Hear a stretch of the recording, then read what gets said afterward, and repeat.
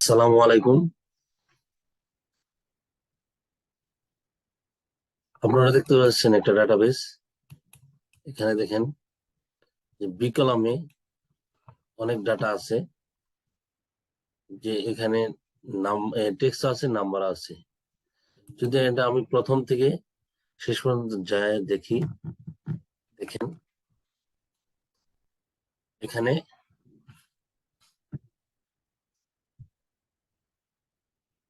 সমস্ত ডাটা আছে। Number plus text আলাদা করবেন, শর্টকাট নিমিষে করবেন। যে এটা অনেক ডাটা হতে থাকতে পারে, তো সেটা আপনার অতি সহজভাবে কন্ট্রোল প্লাস শিফট ক্লিক করে প্রথম থেকে লাস্ট পর্যন্ত সিলেক্ট করলাম, তারপর কন্ট্রোল প্লাস জি ক্লিক করলাম, তো স্পেশালে চলে গেলাম।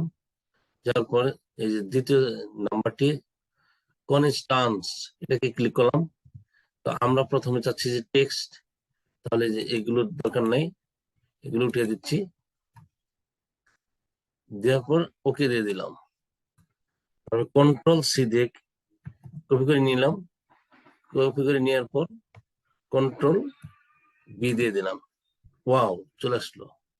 আবার এখন নাম্বারের ক্ষেত্রে কি করবো, তো কন্ট্রোল শিফট প্লাস ডাউন এর ক্লিক করলাম, তারপরে কন্ট্রোল প্লাস জি ক্লিক করলাম, স্পেশালে চলে গেলাম, দ্বিতীয় নম্বর কনস্ট্যান্টে চলে গেলাম।